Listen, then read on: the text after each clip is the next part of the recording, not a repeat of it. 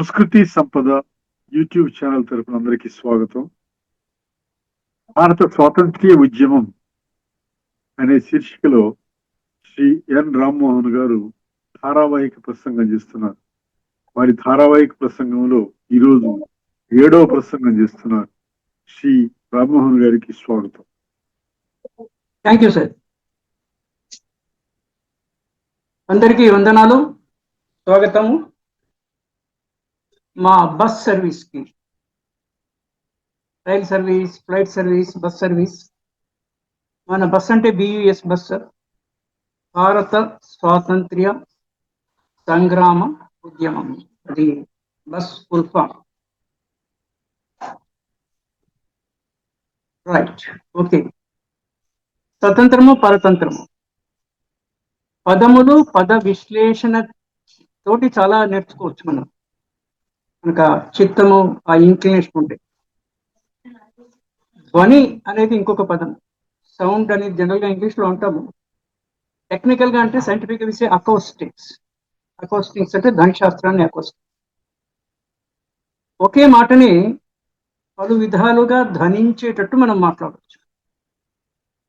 దాంతోనే వాళ్ళ అభిప్రాయం ఏంటో కొంతవరకు గ్రహించవచ్చు. అది అఫ్కోర్స్ వ్యక్తిగతమైన ప్రతి ఇండివిజువల్స్ యొక్క గ్రాహ్య శక్తి మీద ఆధారపడి. That is one thing. Then మాట చాలా పదునైనది, చాలా చురుకైనది కూడా. మాట యొక్క ప్రభావం చాలా ఉంటుంది. చేతల ప్రభావం ఎదురుగా ఉంటుంది. మనం ఏదైనా మంచి పని కానీ చెడు పని చేసినప్పుడు దాని మంచి ఫలితం కానీ సత్ఫలితము దుష్ఫలితం అనేది ఎదురుగా ఉన్నా కూడా చేతల వరకు పోకుండా కూడా మాటతోనే చాలా మహిమాన్వితమైన మాటలు మాట్లాడే చేత వేరే వాళ్ళు ఇంప్రెస్ అవుతారు. దానికి యువతకి సాఫ్ట్ స్కిల్స్ లో భాగంగా కమ్యూనికేషన్ స్కిల్స్, ఎప్పుడు మాట్లాడాలి, ఎంత మాట్లాడాలి, ఎవరితో మాట్లాడుతున్నప్పుడు ఎలా మాట్లాడాలి, these are all the things. ఇది ఒక సింపుల్ ఉపోద్ఘాతం, what we say preface before the main talk. Now, భారత స్వాతంత్ర్య సంగ్రామంలో అసలు పరతంత్రంలోనికి దేశం ఎందుకు పోయింది అనేసి ఒక దాన్ని మనం చూస్తే కనుక జాగ్రఫీ, హిస్టరీ, సోషియాలజీ, ఈ పాయింట్ కూడా అయితే డిస్కస్ విన్నాం. One of these things. చరిత్ర, క్రానాలజికల్ చరిత్రగా ప్రపంచవ్యాప్తంగా మనం మొత్తం యూనివర్స్ని స్టడీ చేయాలి. ఎందుకంటే we are part of the universe అనేసి. విశ్వము అంటే ఏంట? విశ్వము అంటే మనం విశ్వాన్ని ప్రపంచం వరకు సీమితం చేస్తాము. ఓవరాల్ గా విశ్వము అనంతము, that we cannot reach. Number 1. So మనం రీచ్ కాలేంది వదిలేసి ఎంతవరకు అయితే మన పట్టు, మన రీచ్ ఉందో, రీచ్ ఉన్న వరకు పట్టు ఉండదు. రీచ్ వేరు, పట్టు వేరు. రీచ్ హయ్యర్ లెవెల్, పట్టు మనకి కొంత పట్టు ఉంటుంది. రీచ్ని దృష్టిలో పెట్టుకొని మనకి పట్టు ఎంతవరకు ఉందో అంతవరకు మనం సాధన చేసి గ్రహించాలి. ఇప్పుడు 196 దేశాలు యుఎన్ రికగ్నైజ్డ్ కంట్రీస్, ఇంకా కొన్ని చిన్న చిన్న కంట్రీస్ ఉంటే ఉండవచ్చు. వీటన్నిటికి కలిపినటువంటి జాగ్రఫీ ఒకటి. కాలక్రమంలో మనకి చరిత్రకి అందినంత వరకు చరిత్ర ఏం చెప్తుంది? చరిత్ర అంటే పాస్ట్ ఏం చెప్తుంది? పాస్ట్ నుంచి మనం 2 నేర్చుకోవచ్చు. ఒకటి పాఠము, టెక్స్ట్, ఎవరేం చెప్పారు అనేసి. ఎవరేం చెప్పారంటే కలెక్టివ్గా, ఏ ప్రాంతం వాళ్ళని కాదు, మొత్తం ప్రపంచంలో. మరి చాలా పుస్తక భాండాగారము in the form of the libraries కానివ్వండి, తాళపత్ర గ్రంథము, నేను I put in the short form TPG, తాళపత్ర గ్రంథాల్లో చాలా ఉన్నాయి. మనకి ఉస్మానియా యూనివర్సిటీ బ్యాక్ సైడ్ లో ఈ ఈ యాన్షియంట్ తాళపత్ర గ్రంథాలని పెట్టి వాటిని ప్రొటెక్ట్ చేసి కొన్ని కెమికల్స్ అది పెట్టేసి అటువంటిది ఒక కేంద్రం ఉంది సాంస్కృతిక అకాడమీ ఎదురుగా. ఇలాంటివి చాలా చోట్ల ఉన్నాయి, దేశంలో చాలా చోట్ల ఉన్నాయి. కానీ నాకు అర్థం కాని విషయం ఏంటంటే దాంట్లో ఉన్న విషయాన్ని వీళ్ళ ఒక ఎవల్యూషన్ అని మనం అన్నాము. అంటే త్వరితగతిని ఆ తాళపత్రాల్లో ఉన్నది నార్మల్ రన్నింగ్ టెస్ట్ లో ఏదైనా నవీన భారతీయ భాషల్లో, తెలుగు, సంస్కృతమో, ఆంగ్లమో, దాంట్లోకి ఎందుకు చేసి why they are not washing the hands with the తాళపత్ర గ్రంథాలు అనేది నాకు ఇప్పటికీ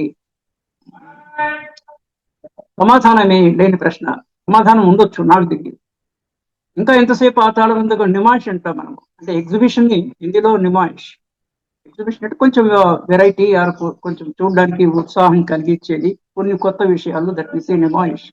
ఈ తాళపత్ర గ్రంథాలు కూడా చాలా మంది ఇప్పుడున్న యువకులు అవి ఎట్లా ఉంటాయో వాళ్ళకి తెలియకపోవచ్చు. నేను చూశాను, నేను యాక్చువల్ వీధుల్లే కాకుండా ఇక్కడే కాకుండా కొన్ని గ్రామీణ ప్రాంతాల్లో ఇప్పటికి కూడా వెనకటి వాళ్ళు మా మా జనరేషన్ కన్నా ఒక జనరేషన్ అండ్ ఎబో ఉండే వాళ్ళు తాళపత్రాలు అంతకుముందు వాళ్ళు రాసినవి వాళ్ళ ఇంట్లో పెట్టుకున్నారు. ఇంకా కొంతమంది ఈ గ్రామాల్లోకి వెళ్ళి వాటిని కలెక్ట్ చేసిన సందర్భాలు కూడా ఉన్నాయి, లేదా వాళ్ళే డొనేట్ చేసిన ఇది కూడా ఉన్నాయి. So that thing is going thing అంటే ఇది ఇంపార్టెంట్ విషయం దాంట్లో ఉన్నది బయటికి రావడానికి.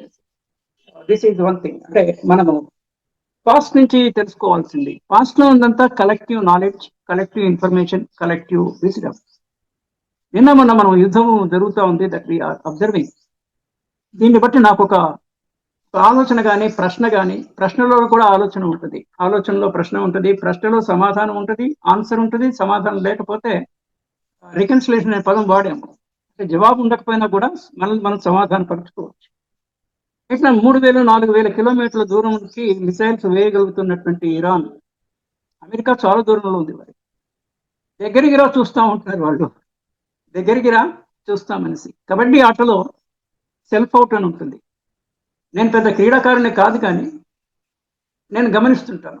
నేను స్కూల్లో చదివేటప్పుడు వివేకృష్ణ స్కూల్లో నా విద్యాభ్యాసం 6 నుంచి 9 వరకు ఇంటర్ స్కూల్ కబడ్డీ టోర్నమెంట్స్ కి కేంద్రంగా ఉండేది, జరిగేది. అక్కడ స్టెప్ వైజ్ అరుగులు ఉండేవి. మంచిగా ఒక మంచి అరుగు చూసుకొని కూర్చొని I use to enjoy, see and enjoy. చాలా మంది ఇప్పుడు ఎట్లయితే క్రికెట్ చూస్తున్నారు, that was the school days, that is okay. But anyway, cricket అన్న పాయింట్ వచ్చినప్పుడు నా పర్సనల్ అభిప్రాయం నేను చెప్పేది, కొన్ని టైం వేస్టర్స్ ఉంటాయి జీవితంలో, పర్టికులర్లీ యువతను దృష్టిలో పెట్టుకునేసి. మీరు ఆడితే ఆడండి, చూడడానికి టైం వేస్ట్ చేయక్కర్లేదు, డబ్బులు వేస్ట్ చేయక్కర్లేదు. యువతని కొంచెం రాంగ్ ట్రాక్ లో, అంటే వేస్ట్ ఆఫ్ టైం. మనకున్న టైం చాలా సీమితమైనటువంటి జ్ఞానం మనకు ఉండాలి, ఒక్కొక్కసారి ఉండదు. లైఫ్ 100 years అయినా కూడా ఇప్పుడు పోయే తెలీదు. ఉన్న టైం సద్వినియోగం చేసుకోవాలి. 3 వేస్ట్ అని నాకు అనిపిస్తుంది. 3 వేస్ట్ అంటే చాలా సీమితంగా చూడాలి. One is politics.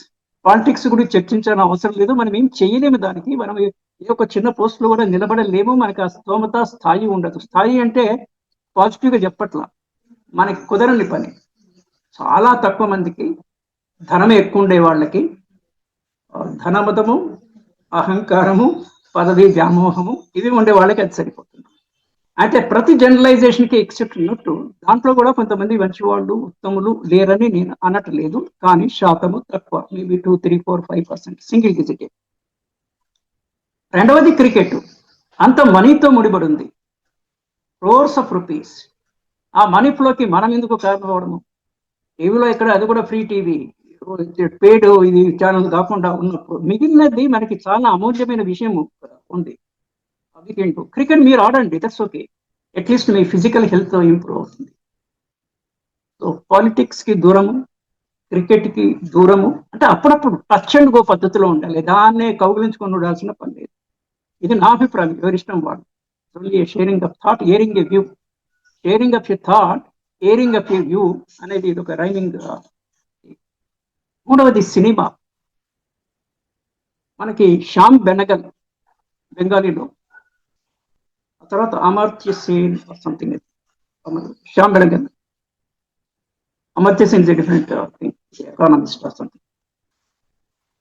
Shyam Benegal అలాంటి వాళ్ళు తీసిన సినిమాలు మొత్తం భారతదేశంలో 1,00,000 పైచిలకు సినిమాలు ఇంతవరకు వచ్చాయి. ఇంకా ఎక్కువనే ఏమి అనుకుంటా figure, I don't know, approximately I'm telling. మీకు మహా అయితే ఒక 500 సినిమాలు ఉత్తమమైనవి చూసి మరి ఏమన్నా నేర్చుకోదగినవి ఉన్నాయి.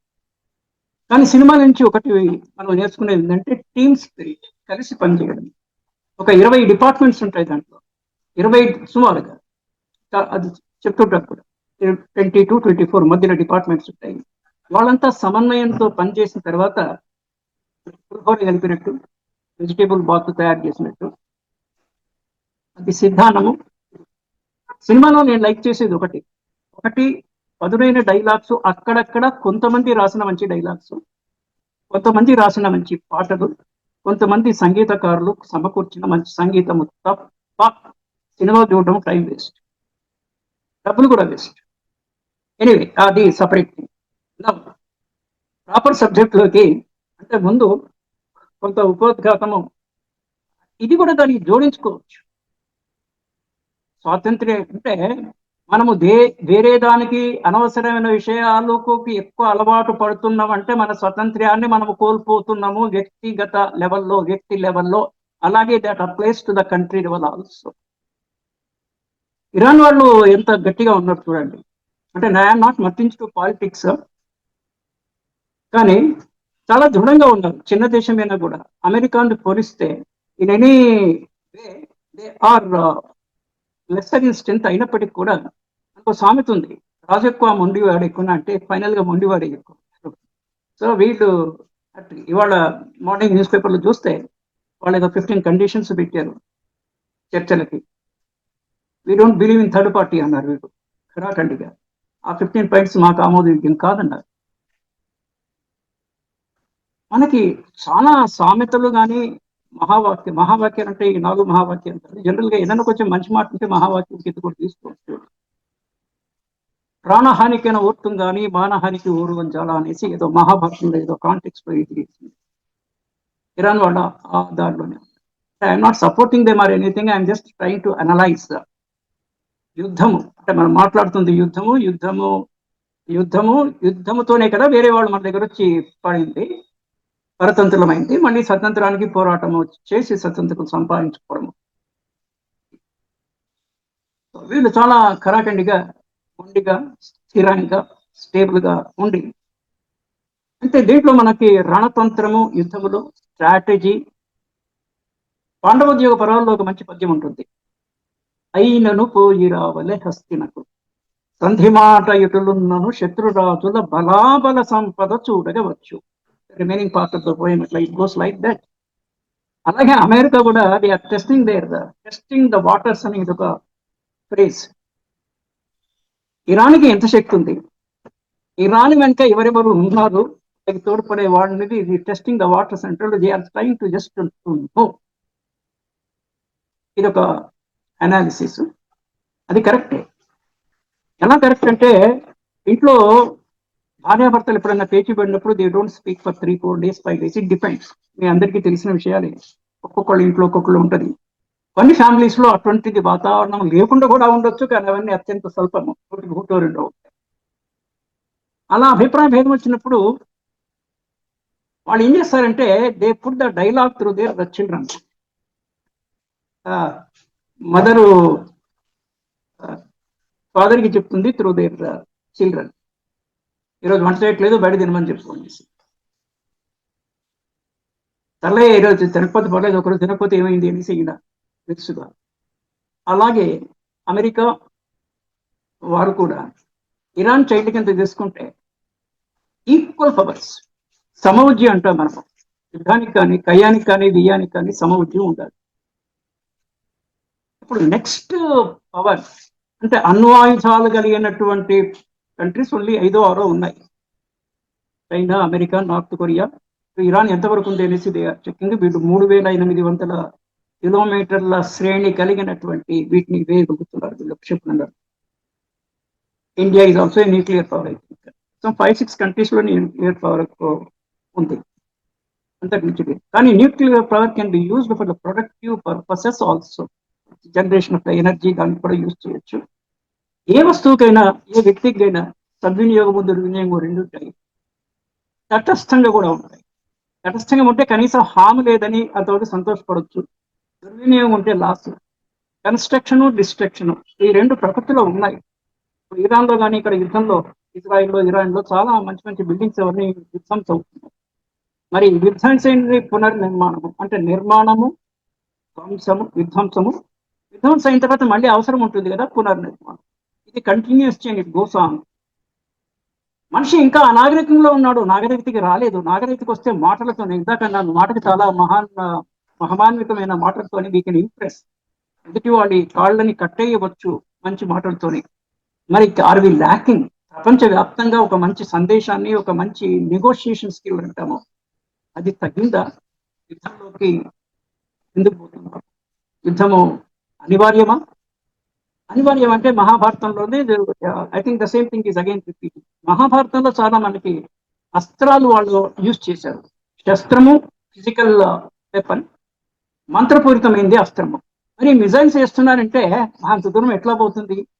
దీన్ని బట్టి మనం కొంచెం కనుక పునరాలోచన చేస్తే మేబీ అప్పుడున్న వార్ఫేర్ టెక్నాలజీ కాలక్రమంలో గ్రంథస్థము కాక మరుగున పడిందేమో, కానీ అప్పుడు అది ఉండింది.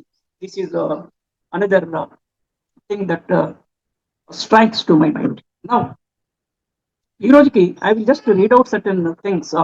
అంటే ఇది చాలా పెద్ద విషయం కనుక భారత స్వాతంత్ర్యోద్యమ చరిత్ర దానికి పూర్వాంగం కింద మనం 3వ సహస్రాబ్ది బిగినింగ్ లో ఉన్నాం. క్రైస్తవ అంటే ఒక స్టాండర్డ్ క్రానికల్ పెట్టుకోవడానికి మనం ఏసీఈ బీసీ అంటాం, బిఫోర్ క్రిస్టియన్ ఎరా, ఆఫ్టర్ క్రిస్టియన్ ఎరా. దీని మీద కూడా నేను సార్ అంటూ ఉంటుంది, Christian era is okay, nothing wrong, internationally many people accept it. మనకి before Mahabharat and after Mahabharat కూడా అనొచ్చు. బిఫోర్ మహాభారత్ బిఎంబి, ఆఫ్టర్ మహాభారత్ని స్టాండర్డ్ తీసుకుంది. అయితే మహాభారతం ఎప్పుడు జరిగింది అనే దానికి కూడా నిర్దిష్టమైన ప్రమాణాలు కురవడినాయి అని అనుకుంటున్నాను నేను. సో రమారమి 5,000 సంవత్సరాల క్రితం, ఈ రోజు నుంచి 5,000 సంవత్సరాల క్రితము కొంచెం అటు ఇటుగా few centuries that this way జరిగినట్టు ఒక ప్రమాణము. దానికి భిన్నంగా అంత లోతైంది కాదు, ఓన్లీ 3,000-4,000 years ఫ్రమ్ నౌ అనేసి ఇంకొక వాదం ఉంది. కానీ మనం కరెక్ట్ కనుక తీసుకుంటే మనం ఎట్లయితే శకనామ సంవత్సరము ఇట్లా అంటున్నాము, గ్రెగేరియన్ క్యాలెండర్ బదులు ఇండియన్ క్యాలెండర్ లో we can have that frame also. But anyway let us go by Christian ఎరా. ఎప్పుడిప్పుడు ఏమేమి జరిగినాయి అనేసి నేను immediate second notes I will tell. అంటే ఈవెంట్ ఏ ఇయర్ లో ఈవెంట్ జరిగింది, ఇవి కరెక్ట్ క్రానలాజికల్ రాలేదు, ఎందుకంటే ఇది చాలా పెద్ద విషయం కాబట్టి నేను ఎంతో కొంత సమయం దీని మీద వెచ్చించి ఐఎమ్ మేకింగ్ నోట్స్. ఇవి కొన్ని ఎపిసోడ్స్ అయిన తర్వాత then again I will rearrange then in chronological order, ఎక్కడి నుంచి మొదలై ఎట్లా పరిస్థితులు వరుసగా వచ్చినాయి. నేను 2-3 అంశాలుగా తయారు చేశాను. ఒకటి, భారత స్వాతంత్రోద్యమంలో బలిదానం అయినటువంటి పాల్గొన్న వాళ్ళు, ప్రాణాలు కోల్పోయినా దాని కొరకై పనిచేసిన వాళ్ళ మహనీయుల పేర్లు, అది కూడా ఒక 100కి సీమితం చేద్దాం అనేసి. అంత గొప్పవాడు 100 కూడా ఉండకపోవచ్చు, ఉంటారు పైన ఉంటారు, కానీ ఎక్కడో దగ్గర we have to cut off అంటాం కదా, cut off marks, cut off. So 100కి అది సీమితం చేయాలనేసి. అలాగే ఒక 100 ఈవెంట్స్, ఏ సంవత్సరంలో ఏ ఈవెంట్ జరిగింది, దట్ ఈస్ అనథింగ్. వ్యక్తులు, సంఘటనలు, ఇదొకటి. ఇంకోటి క్రానాలజీ మొగలాయి, అంటే దానికి నేను ముందే సహస్రాబ్ది బిగినింగ్ నుంచి కొంత పూర్వరంగం తయారు చేసి అసలు ఎందుకు ఈ యుద్ధాలు కానీ వేరే దేశం ఆక్రమించడము ఎందుకు జరుగుతుందంటే వర్తకం ఎప్పటి నుంచో ఉంది.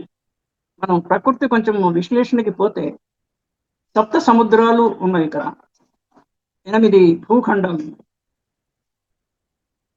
డబుల్ కౌంటింగ్ ఎర్రర్లో ఒకటి అటు ఇటు అవ్వచ్చు, అటే అవుతుంది. ఇంక్లూజన్ ఎక్స్క్లూజన్ అంటాం. 1 నుంచి మొదలుపెట్టి 8 వరకు ఎన్ని అవుతాయంటే, లేకపోతే 8 నుంచి 6 తీసేస్తే అంటే ఒకటి డేట్ కూడా, అంటే ఈ డేట్ నుంచి ఈ డేట్ వరకు ఎన్ని రోజులు వేసి ఫస్ట్ డేట్నే కలిపితే రెండవ డేట్ని, చివరి డేట్ని వదిలేయాలి. మొదటిది వదిలేస్తే చివరిది కలపాలి. 2 వదిలేయడమో 2 కలపడమో జరగకూడదు. That is a inclusion and exclusion. This is another thing. మరి ఈ సప్త సముద్రాలు భూఖండాన్ని విభజించడం అంటే మనం ఏం అర్థం చేసుకోవాలి అంటే బై ఏ కామన్ సెన్స్. నేను ఇందాక మాటకి పవర్ ఉందంటే ఆలోచనకి ఇంకా పవర్ ఉంది. ఆలోచన లోపల ఉంటుంది, బయటికి వ్యక్తం చేస్తే తప్ప కాదు. ఆలోచన లోపలే మాట మాట్లాడడం అనేది బైపాస్ రోడ్. ఆలోచించి మాట మాట్లాడకుండానే they will do the work, either good or bad. కొంతమంది చెప్పి చేస్తారు, ఇంకొంతమంది చేసి చెప్తారు. ఇంకా ఉత్తమోత్తమైన కేటగిరీ వాళ్ళు చేసి కూడా చెప్పరు మంచి పనులు. అంటే మనం ఆర్పీజీ అన్నాము, right, positive and good. Unless context లో మనము చెడు ప్రస్తావన వచ్చినప్పుడు తప్ప we go by RPG, right, positive and good. మంచి ఆలోచనలతోని మంచి పనులు చేయి, అది చెప్పాల్సిన పనే లేదు. కానీ మనం ఎందుకు చేస్తాము, ఎందుకు చెప్తామంటే ఇప్పుడున్న మోడర్న్ లాంగ్వేజ్ లో promotion, marketing, advertisement, MEP, marketing, advertisement. అందరికి చాలా మందికి జన సామాన్యులకి తహ కూత కూత కొత్త కొత్త అన్నం ఉడికే దాన్ని కొత్త కొత్త అంటాము. లోపల తహ నన్ను ఎవడో రికగ్నైజ్ చేయాలి, ఇది ఒక వీక్నెస్. అంటే అది మానవ సహజమే, ఉండకూడదని కాదు. నీలో మెరిట్ ఉంటే ఆటోమేటిక్గా people recognise, otherwise they may not. ఒక్కొక్కసారి మీకు మెరిట్ ఉన్నా కూడా మీకు రికగ్నిషన్ దొరకపోవచ్చు. Why do you bother about it? Just ensure that you are doing a good work for yourself and for others. That's it. నిరాపేక్ష, that is English లో contentment. నేను city లాండ్లో రాకపోయినా కూడా కొన్ని డేట్స్, ఆ డేట్స్ లో జరిగిన ఈవెంట్స్ కొన్ని I will just share with you. First war of independence 1857. అదే సంవత్సరంలో మ్యూటినీ, ఇంగ్లీష్ లో మ్యూటినీ అంటాము, సైనిక తిరుగుబాటు, ప్రథమ స్వాతంత్రోద్యమ సంగ్రామం, ఫస్ట్ వార్ ఇండిపెండెన్స్. ఎక్కడైనా ఒకటి నా మిస్టేక్స్ ఉంటే నేను మళ్ళీ దాంట్లో కరెక్ట్ చేస్తాను. మళ్ళీ నేను చెప్పింది కూడా రాసింది కూడా సబ్జెక్ట్ రివ్యూ ఉన్న బుక్స్ లో ఇచ్చి డిఫరెంట్ అప్లికేషన్స్ ఉండడం చేత ఒకసారి ఫుల్ కాన్సన్ట్రేషన్ అదే పనిగా దీని మీదనే ఉండడం కుదరదు. కొంత సమయాన్ని దీనికి డెఫినెట్ గా అలాట్ చేయాలి. 1800 బ్రిటిష్ ఆర్మీ ఆక్యుపైడ్ ఢిల్లీ. ఇవి కీలకమైనటువంటి తేదీలు, ఘటన కూడా. ఆ తేదీలో ఏం జరిగింది? ఫస్ట్ వార్ ఆఫ్ ఇండిపెండెన్స్ ఒకటి 1857లో. ఎప్పుడది 1803లో ఢిల్లీని ఆక్యుపై చేసిన తర్వాత, ఇది ఎప్పుడైనా కూడా ఈ ఢిల్లీ ముచ్చటే వస్తుంది. వయా పంజాబ్, లాహోరు, అమృత్సర్, వాటి ద్వారా నైబరింగ్ కంట్రీస్. నేను ఇందాక అది చెప్పి మధ్యలో ఆపాను. భూఖండాలు ఏర్పడినాయి కదా సముద్రంలో మధ్యలో. దీన్ని బట్టి మనం అర్థం చేసుకోవాలి, ఎవరింట్లో వాళ్ళు ఉండండి, పక్కింటి వేడికి వెళ్ళి తగాదా పెట్టుకోవద్దు అనేసి స్థూల సూక్ష్మ భావాన్ని, స్థూలంగా విషయాన్ని మొటామొటి అంటాను, సూక్ష్మంగా చెప్పారు. అది మనం అర్థం చేసుకోము. ఎందుకు అర్థం చేసుకోవాలంటే మనిషికి ఇంటెలిజెన్స్ ఎక్కువ ఇచ్చారు. ఇంటెలిజెన్స్ ఉంది, దానికి సరిపడే ఇంటలెక్ట్ లేదు. ఇంటలెక్ట్ అంటే బుద్ధి, ఇంటెలిజెన్స్ అంటే తెలివి ఎక్కువ ఉంది, బుద్ధి తక్కువ ఉంది. ఆ రెండింటికి ప్రాపర్ రేషియో ఉండాలి. బియ్యం అన్నం వండేప్పుడు బియ్యంలో ఎంత బియ్యానికి ఎంత వాటర్ కలపాలి అనేది రేషియో ఉంటుంది. గృహిణులకు తెలుస్తుంది, మాతలకి, అన్నం వండేవాళ్ళకి. ఎక్కువైతే వార్వాల్సి వస్తుంది, వార్చడం అంట, గంజి వార్చడం ఎక్కువ. తక్కువైతే అన్నము ఉడకదు. కరెక్ట్ గా you should be able to do that. ఇంకోటి, మనిషికి ఎప్పటికే ఎంటర్ప్రీనర్షిప్ అని ఇప్పుడు అంటాము. ఎంటర్ప్రీనర్షిప్, ఎంటర్ప్రైజ్, ఎంటర్ప్రీనర్షిప్, ఎంటర్ప్రీనర్ అంటే వీళ్ళంతా కొంచెం సాహసంగా సెల్ఫ్ ఎంప్లాయ్మెంట్ లో పెద్ద లెవెల్లో వాళ్ళ సొంత సంస్థలు, సొంత కంపెనీలు పెట్టుకునేవాళ్ళు చాలా మందిని అంటాము. దాంట్లో యూనికార్న్, ఇవన్నీ all those things are there. చాలా మంది రిస్క్ తీసుకోవడం ఇష్టం లేకుండా they go for a paid employment. ఏదో తక్కువ ఎక్కువ జీతం ఉండి ఎలాగానే ఎలా తిరిగి జీతం వస్తుంది, నాకు పెద్ద రిస్క్ వద్దు, ఏదో పని మట్టుకు చేస్తాను చెప్పింది. అంటే మినిమం రిస్క్, అసలు రిస్క్ లేకుండా జీవితమే లేదు, ఉద్యోగం కూడా ఉండదు. అదే పని కొన్ని హజార్డస్ హజార్డస్ ప్రొఫెషనల్ హజార్డ్స్ ఉండేటువంటి ఉద్యోగాలు కూడా. Okay, that's a different question. ఈ సాహసము, అన్వేషణ, ఇంకొకటి క్వెస్ట్, ఏదో ఒకటి చేయాలి కొత్తది, ఏదో ఒకటి సాధించాలనేటువంటి ఒక తపన, ఒక ఉత్సాహము, ఒక ఉత్సుకత, అడ్వెంచరస్ పర్సనాలిటీ అంటాము. అడ్వెంచరస్ పర్సనాలిటీ మూలన చాలా కాలం క్రితం నుంచి కూడా, వేల సంవత్సరాల క్రితం నుంచి కూడా, ఒక దేశం నుంచి ఇంకో దేశానికి ఆ దేశం ఎట్లుందో చూడాలనేటువంటి ఉత్సుకత. అట్ ద సేమ్ టైం మనం ఎవరైనా ఇంటికి వెళ్ళినప్పుడు, విజిట్కి వెళ్తున్నప్పుడు మనం ఏదో ఒకటి తీసుకెళ్తాం, పండో ఫలము, అది ఆనవాయితీ, అది కల్చరల్ ఆస్పెక్ట్. అది ఇక్కడ వీళ్ళు కూడా అక్కడ కల్చరుతో పాటు కామర్స్ కూడా, సిసి రెండు తీతోనే మొదలవుతాయి, కల్చర్ అండ్ కామర్స్. ఆ దేశంలో ఉండే కొన్ని వస్తువులు పడవలో తీసుకెళ్ళి అవి అక్కడ సేల్ చేసి అప్పుడున్న కరెన్సీ ప్రకారమో లేకపోతే వస్తు మార్పిడి విధానంలోనో వీళ్ళ దగ్గర దొరకనివి అక్కడ ఉన్నవి తీసుకొని రావడం అనేది ఆనవాయితీగా వస్తుంది. దెన్ ఇంటి పక్కన ఇల్లు ఉన్నట్టు కాలనీస్ లో, బస్తీస్ లో, ఊళ్ళల్లో, ప్రపంచంలో దేశము పక్కన దేశం, సరిహద్దు ఇల్లు ఎట్లనో, సరిహద్దు పొలం ఎట్లనో, సరిహద్దు దేశం కూడా అట్లా. సరిహద్దు దేశం ఉన్నప్పుడు ల్యాండ్ లాక్డ్ కంట్రీస్ అని కొన్ని ఉంటాయి. ఐలాండ్ కంట్రీస్ అంటాం. Japan island country, Singapore island country, అంటే చుట్టూ వాటర్లోనే ఉంటాయి, చుట్టూ అంతా నీటి. అండ్ వీ హ్యావ్ పెనెన్సులా, 3 వైపులు వాటరు, ఒకవైపు land, totally land locked countries. ఇవన్నీ దేశాలు ఈ మాదిరిగా ఉంటాయి. టోటల్ గా ల్యాండ్ లాక్ అయినప్పుడు ఇంకో దేశం నుంచి ఇంకో దేశానికి చొరబాటు ద్వారానో దేని దాంట్లో వెళ్ళే అవకాశం ఉంది అప్పట్లో. ఇప్పుడు వీసా సిస్టమ్ ఇవన్నీ వచ్చాయి, పాస్పోర్ట్ అండ్ వీసా. స్వదేశం వాళ్ళు పాస్పోర్ట్ ఇవ్వాలి, విదేశం ఎక్కడికైతే వెళ్తున్నామో వాళ్ళు వీసా పర్మిషన్ ఇస్తే తప్ప you cannot go to the other country. ఇప్పుడు కొంచెం స్ట్రీమ్ లైనింగ్ అనే పదం, అంటే ఒక రెగ్యులరైజేషన్, ఒక ప్రొసీజర్ అనేది ఇప్పుడు ఉంది, అప్పట్లో లేదు. ఇప్పటికి కూడా వీసా లేకుండా, ఈవెన్ నౌ వీసా లేకుండా చొరబాటుదారులు రావడం కూడా మన దేశంలో కూడా, బంగ్లాదేశ్ నుంచి పై నుంచి అట్లా చొరబాటు రావడం, వాడిని ఏదో శరణార్థులు కింద, అది కూడా ఒక ఇంటర్నేషనల్ అగ్రిమెంట్. ఏదో మన ఇంటికి ఎవరన్నా వస్తే సరే ఓ రోజు ఉంటా అంటే ఉండిపో ఉంటాడు, వాడు ఓ రోజు ఉండకుండా ఇంట్లో ఉంటాడు. దీనికి కూడా ఒక సామెత ఉంది, కింద ఇంటి వాసాలు లెక్క పెట్టడం. సరే, ఆ స్టోరీలోకి మనం వెళ్ళక్కర్లేదు, మీకు ఆ విషయం తెలిసి. 1857 1803 బ్రిటిష్ వాళ్ళు ఢిల్లీని ఆక్యుపై చేసిన తర్వాత కూడా వాళ్ళు చాలా రోజులు కొంచెం జంకి, అంటే తప్పు చేసిన వాడికి భయం ఉంటుంది. ఆక్రమించే వాడికి, దురాక్రమణ చేసేవాడికి వాడు స్వార్థంతోనో, ధన కాంక్షతోనో, పదవీ కాంక్షతోనో, ఏదో ఒక పర్పస్ తోనే చేస్తాడు. కానీ ఆ గిల్టీనెస్ ఉండేది అంటే, ముందు బ్రిటిషర్స్ మొఘల్స్ ఎండింగ్ పీరియడ్ లో వీళ్ళు వచ్చినప్పటికీ, అప్పటికే మొఘల్ సామ్రాజ్యం చాలా వరకు పతనమైనా కూడా వీళ్ళు కొంతకాలము మొఘల్ రాజులను అడ్డం పెట్టుకునేసి వెనక నుంచి, అంటే మోటు రఫ్ ఉదాహరణలో చెప్పాలంటే, మన్మోహన్ సింగ్ ని ప్రైమ్ మినిస్టర్ గా పెట్టి show was run by Sonia Gandhi అన్నట్టుగా. అంటే నేను వాళ్ళ పట్ల నాట్ అనే నెగిటివ్ పాయింట్ కాదు, but it's analytical view point. So కొంతకాలం మనం చేసిన తర్వాత వీళ్ళు ఎంతో కొంత ప్రజామోదం వచ్చిన తర్వాత then entered the scene. East India Company, first East India Company నుంచి the authority was transfer to British Crown. Crown అంటే కిరీటము, థ్రోన్ అంటే సింహాసనము, ఏదైనా ఒకటి, అల్టిమేట్ గా పవర్ వెంట that way. This is the way. అంటే బ్రిటిష్ వాళ్ళు ఒక్క మన దేశంకే రాలేదు. బ్రిటిష్ వాళ్ళని చూసి, అంటే ఒక కుక్క వస్తే, ఇది కొంచెం మీన్ భాషలో చెప్పాలంటే, ఒక కుక్క అరుచుకుంటూ వస్తే వాటి వెంబడి 5-6 కుక్కలు వస్తాయి. అలాగే భారతదేశం ముందుకి 1-2 కుక్కలు రావడం చూసి మిగిలిన కుక్కలు కూడా బౌ బౌ బౌ ఇక్కడ ఏదో ఉందనేసి అన్ని కుక్కలు వచ్చాయి. ఫార్చునేట్లీ ఇప్పుడు అన్ని కుక్కలు పోయినాయి. ఏ కుక్క వారి ఇంట్లోనే ఉంది. కెన్నల్ డాగ్ కెన్నల్, ఎవరి దేశానికి వాళ్ళు వెనక్కిపోయినారు. అంటే ఒక ఎరా జరుగుతుంది, ఎప్పుడు ఏమైతుంది తెలియదు. Time is very uncertain, events are uncertain. Time physical లెవెల్లో జరిగినా కూడా మార్పు అనేది, మార్పులు చేర్పులు కూర్పులు జరుగుతాయి. మార్పు చేర్పు కూర్పు జరుగుతాయి.